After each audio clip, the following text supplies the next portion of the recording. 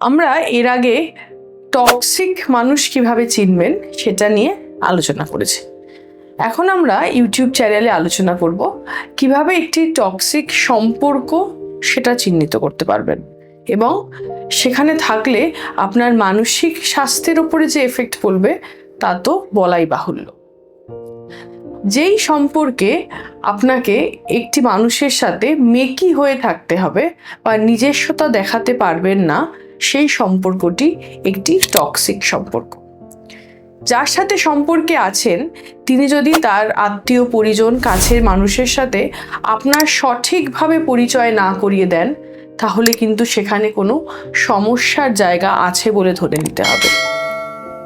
যেই সম্পর্কে থাকলে আপনার দম বন্ধ লাগছে, কিছুক্ষণ কন্ট্যাক্ট না রাখলে, ধরুন আপনার পার্টনার অফিসে আছেন বা কাজে আছেন বা কলেজে আছেন, আপনি কিছুটা সময় একা পেয়েছেন, নিজেকে যেন অসম্ভব কমফোর্ট মনে করছেন, মনে হচ্ছে যেন পাখির মতো একদম ডানা মেলে আকাশে উড়িয়ে যেতে পারবেন।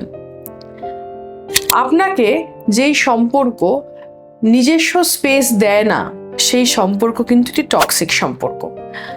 আপনার নিজস্ব স্পেস নেই, কোনো পার্সোনাল প্রেফারেন্স থাকতে পারবে না, পার্সোনাল কোনো লাইক এবং ডিসলাইক প্রকাশ করতে পারবেন না, সেটা কিন্তু একটি টক্সিক সম্পর্ক।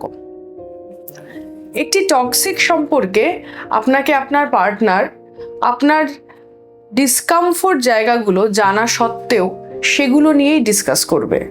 হয়তো আপনার পারিবারিক কিছু আর্থিক অসঙ্গতি রয়েছে, আপনার পার্টনার যখনই রেগে যাচ্ছেন ঠিক ওই পয়েন্টটাতেই হিট করছেন। হয়তো আপনি আগে কোনো একটা খারাপ কাজ করেছেন, আপনি সেটায় ক্ষমা চেয়েছেন, কিন্তু আপনার পার্টনার রেগে গেছেন ঠিক সেই আপনার ভুল কাজটা, অনেক বছর আগে করা যে ভুল কাজটা, সেই কাজটার ওপরেই আপনাকে দোষারোপ করছে বা পুরনো কথা টেনে আনছে। এই পয়েন্ট থেকেই বলি যে যেই সম্পর্কে পুরনো ভুলে যাওয়া জায়গাগুলো আবার খুঁড়ে বের করে আনা হচ্ছে, সেই জায়গাটা কিন্তু আপনার জন্য সঠিক নয়। আপনি বারবার বলছেন সেই জায়গায় ফোকাস না করতে, সেখান থেকে বেরিয়ে আসতে, কিন্তু আপনার পার্টনার কিন্তু তা করছে না। বারংবার আপনার করা আগে বিভিন্ন কাজ বা আপনার বলা কোনো কথা টেনে নিয়ে এসে আপনাকে এখন অপদস্থ করছে বা ডিসকমফোর্ট দিচ্ছে, তাহলে কিন্তু সম্পর্কটি আপনার জন্য ভালো নয়। যে সম্পর্কে অপোজিট পার্টনারের কোনো রকম অ্যাডিকশনের হিস্ট্রি রয়েছে, হতে পারে সেটা টোব্যাকো, স্মোকলেস টোব্যাকো বা অ্যালকোহল, মানে চিবিয়ে খাওয়া কোনো টোব্যাকো হতে পারে, ধূম্রপান হতে পারে, বা কোনো রকমের অ্যালকোহল বা অন্য কোনো সাবস্টেন্সের অ্যাডিকশন রয়েছে, সেখানে কিন্তু কখনো কখনো তিনি ইম্পালসিভ হয়ে যেতে পারেন, এমন কিছু বিহেভিয়ার করতে পারেন, এমন কিছু হস্টিলিটি দেখাতে পারেন আপনার প্রতি, বা ক্রিটিক্যাল কমেন্টও করতে পারেন। তাহলে এই জায়গাগুলো থাকলে কিন্তু আমরা সেই সম্পর্কে থাকবো না এবং নিজেদেরকে গুটিয়ে আনবো এবং নিজেদের মানসিক স্বাস্থ্যকে ভালো রাখবো।